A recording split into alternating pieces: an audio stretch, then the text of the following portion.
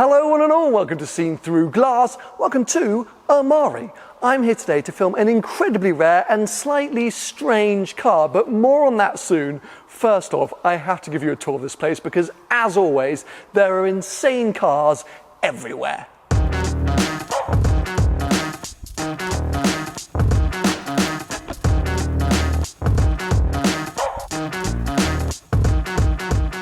So I'm actually kind of in the back in the old showroom right now, but I wanted to start here because of this. I actually saw this 430 Scud last time I was here visiting Amari's earlier in the year, and I fell in love with it then, and I'm still in love with it now. I just think it's such a perfect example. No stripe, which is going to be a little bit controversial. I think most people like stripes on their Scuds, I don't know. But anyway, I'm a fan of this. Red with the black interior apparently has an amazing Ferrari history folder, and yeah, it's just an amazing example. So for me, this is winner winner, chicken dinner.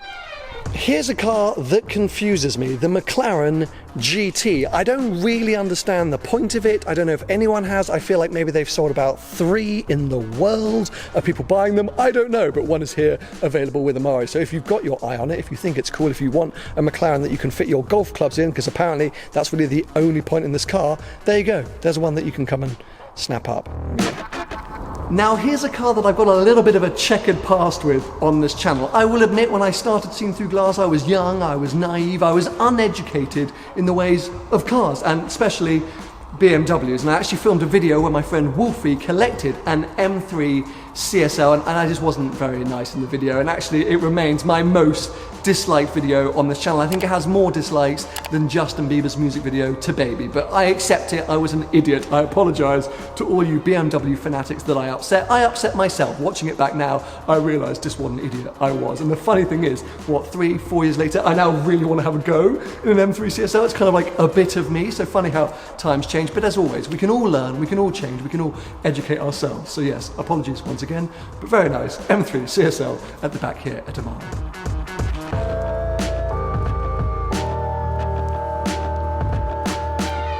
I've made my way into the front main showroom now, and things are about to step up another level. Prepare yourselves. No, seriously, prepare yourselves. I'll kick things off with a couple of AMG GTRs, firstly the Pro and then the GTR Roadster, which those of you that are sort of very active on social media and especially Instagram may recognise, owned by quite a famous Instagram car collector. But this particular car, the GTR Pro, I think looks amazing in this spec. Really, really nice. But speaking of nice specs, check out this Huracan Performante Spider. I mean, to say this is a bit of me is weird because it's really out there, but I actually kind of love it. Of course, purple paint. I don't know what this actual paint is. I should probably ask Amari, he'll know, but I just love all the details. The green on the interior, then the green brake calipers. I'm not convinced by the wheels, but as a package, if you're going to have a convertible V10 Lamborghini, why not go all out like this one? Now, considering the other things on display today, you might be going, Sam, why are you showing us an 80s Ferrari? Well, this is not just any old 80s Ferrari. Yes, it's a 328 GTS, but it's a delivery mileage 328 GTS. This is basically a brand new car from the 80s. Outrageous. By the way, GTS basically means Targa top. That sort of black panel there pops out and you have a semi-convertible. But the condition of this thing, as you would expect, is immaculate. Look at that interior. I mean, basically no one's ever sat in that interior, so it's just perfect. Manual gearbox, old school 80s Ferrari tech, but just in the most outrageous condition. And then just behind it is another car which I am crazily excited about. And to be fair, I could do a whole video on this car right here. You all know, I bang on about it enough, my love for the Continental GT. Well, this is the most outrageous version of the new Continental GT. It's the 9 edition, to celebrate the 100th birthday of Bentley, to look back at iconic Bentley race cars of the past, the Bentley Blower, the number 9 Le Mans. As you can see, it's got lots of bespoke and custom features, more than just a paint job, this car. Mechanically, it's basically identical, but there is a lot of customization. We'll kick things off with that awesome number 9 on the grille. I really like that because it does really hark back to a sort of bygone era of racing. Green, British racing green, but also on the wheels. That's just nuts. This 9 badge, the Mulliner 9 badge, that's gold. That's actual gold. I mean, I probably shouldn't be saying this in case any thieves watch my channel and want to go and pick it off. But yeah, real gold. And then if I show you inside, there's so much to talk you through, and actually I would need a proper briefing from Bentley to be able to talk you through all the details of this car. But look at that center console. It's like that sort of knurled or engined aluminium that turns. Oh, it just looks fantastic. But yeah, so much of this, there's parts of old race cars in the interior. As I say, I need a proper briefing to be able to talk through it properly, but I absolutely love it. I realise a lot of you are going to be like, what a rip-off, but no, for me, right up my street. But anyways, the rain comes down. Here is the main reason I've come to visit Amari today. The Mercedes S65 Final Edition, a £250,000 Mercedes S-Class. This thing is nuts. Pick it up, pick it up, pick it up, pick it up. You see the drippy, I fit it up. Hop in my car and the giddy up.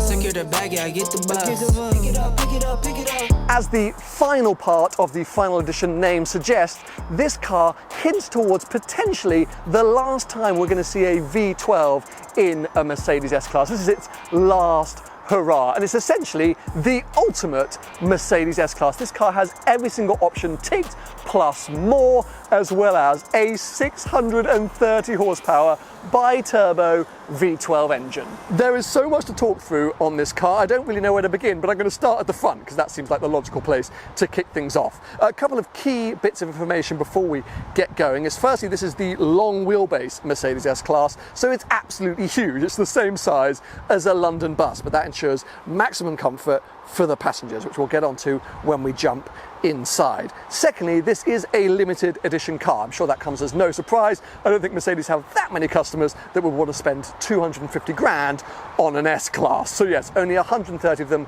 were made and apparently all sold, and this one amazingly available at Amari. Now, the easiest way to tell if you are looking at an S65 Final Edition is to look for all these quite naff bronze details. And I say naff because I just really don't like them. I just don't think it makes sense. I feel like most S-Class customers want to be discreet. You know, sometimes they even debadge AMG models, but there's no getting away from the fact that this is a super expensive and out there car. I also think the bronze colour's a bit off, and I think it clashes with the chrome, and look, it's a personal taste thing, but I'm not a fan. Anyway, here we go. Let's come round to the front. This car, of course, has the S65 front bumper, because you can have an S65 non-Final Edition, but usually you get sort of aluminium or chrome grille inserts there. They have been replaced with bronze ones, and then you get these kind of bronze details around the front nostrils and that front bumper.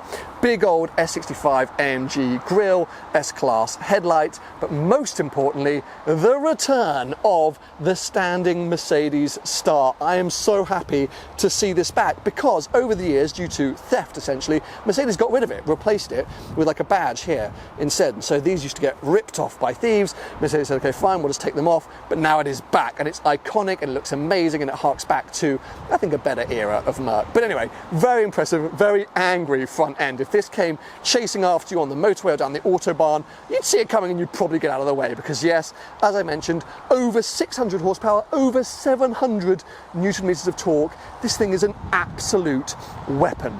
Making our way further along the side, the bronze continues on the wheels. Big multi-spoke 21-inch, I think, wheels with Michelin Pilot Sport tyres. So yeah, quite aggressive wheel and tyre setup for what is supposed to be the ultimate luxury comfy cruiser, but with a big V12 bi-turbo. And there we go, the iconic V12 badge, which we may never see again on an S-Class, so it's pretty nice to see. Bronze side sills, of course, the rear wheels. Important note, soft closed doors. Very nice additional feature, but just look how big that rear door is. That hopefully gives you an idea of how huge this car is. Coming around the back, the ever impressive S65 badge. Whenever I see that, I'm like, oh yeah, ballers are in town. Very shouty AMG exhaust. I cannot wait to start this car up. I think you are going to be shocked and surprised. I have never heard a Mercedes sound quite so good, apart from maybe a couple of the Black Series cars. A little bit more bronze detailing, AMG badge, and that pretty much sums up this car in terms of external factors. Sometimes you'll see they have little AMG badges here on the kind of rear flanks. I've seen some cars with them, some cars without. It's a nice touch, I think, if it has it, but this car doesn't, and it's, you know, not really a big deal. So apart from the bronze parts, I think you could mistake this for just a standard S-Class long wheelbase, but inside there is no mistaking this from something very, very special. So yes, let's jump on in. Oh wow. As you can imagine, this is the epitome of luxury. I mean, Mercedes have outdone themselves. This is Rolls-Royce levels of quality. I haven't actually stepped into this car yet until this very moment because I wanted to share my reactions with you guys. Now, unfortunately, a lot of those bronze elements have continued inside, but they actually work a little better, I think, on the interior than the exterior. Firstly, look at this huge carbon fibre trim that basically carries all the way around the car. It's got parts of bronze kind of in the weave, and then we've got bronze stitching as well on the leather. Yeah, okay, well, as I say, it works a bit better in here than outside. Another thing that I've just noticed, something very small, but look at this kind of airbag, compartment sort of, I don't know, thing. It's leather. Usually it's that naff kind of plastic, but just small details like that that somehow make this car feel as expensive as it is. Also just noticed very nicely, AMG S65 Final Edition, and then down here as well, Final Edition 1 of 130. A big old AMG badge on the central armrest, as you would expect. And then the main thing that I'm noting is this Burmeister sound system, because there are kind of speakers everywhere, and this is something that I know about this car. Let me just turn on the ignition and look at this. How cool is that for the startup of a sound system? I mean, it's just entertainment galore in here. Also, what's quite nice, from the driver's seat, you can see that Mercedes star rising up from the bonnet, kind of guiding you down the road. I just want to sort of take off the power that must emit from that huge V12 engine. This thing must just be an Autobahn weapon. But of course, latest sort of Mercedes tech, big old screens in front of us. Very nice IWC clock right there. I'm going to try and turn this ignition off now, just to stop those windscreen wipers. There we go, very nice. But yes, basically every option tick. We've got night vision, massage seats, whatever you kind of want from your Mercedes, this car has got it. Something I do want to show you though is up here on the sunroof. Now, big glass here makes the cabin very light and very enjoyable, but when it's a very hot day, these can prove an issue because they sort of cook the cabin like it's a glass house, and also for bald men like me, I actually tend to get sunburnt through the sunroof. So there's this very cool feature. You push this little button here and watch. It turns blue and is now basically shading us from the sun, but also still letting light in. A very cool feature. But whilst this car must be amazing to drive, we're not going to be driving it today. So I want to go in the back and experience what I think most owners of the S65 Final Edition will experience, the rear business compartment. Oh, well, it's even nicer back here. Firstly, these seats, I'm basically lying down. Oh my God, I could go to sleep right now. Look, these headrests got these lovely cushions on them. They're so comfy.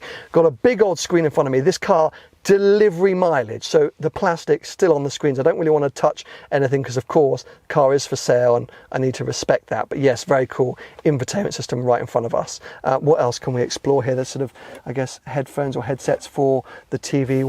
What's in here? Ooh, sort of like desks. How do those work? Is that, no, I haven't done that quite right, have I? Oh, let's spin. Oh, yes. Oh, look at this. Oh, come on. I could just do my editing here, cruising along. I honestly feel like I'm in a private jet, not in a car. And funny enough, doing my research on this thing before turning up today, I saw someone make the comparison to Concorde, and that's so appropriate. It feels like the highest level of like executive travel. We've got these shades here, which of course are sunshades, but also additional privacy. And again, to talk about that sound system, look at these speakers everywhere. This sound system, a joke. Also, how often do you see rear seats in a car that you can maneuver and change? That is just brilliant. No wonder I'm so comfortable. What's back here? I bet it is a fridge, and it is. It's a fridge, but it's empty. So maybe let's get some champagne in there. But yes, what an incredibly nice place to be. And then you've got this amazing view, not only above you, but in front of you. And as I say, I just want to go to sleep. It's lovely. So there's no knocking this car's luxury credentials then, but let's face it, the S65 Final Edition is all about theoretically waving goodbye to the V12 in an S-Class. I say theoretically because Mercedes haven't actually confirmed that the V12 won't appear in an S-Class again. Everyone just, you know, expects that it won't appear again. Anyway, if this is the last time, they have given it one almighty send-off by fitting an incredible exhaust system. This thing sounds nuts. So let's jump in, start it up so you can hear potentially one of the greatest engines in an S-Class for the last time.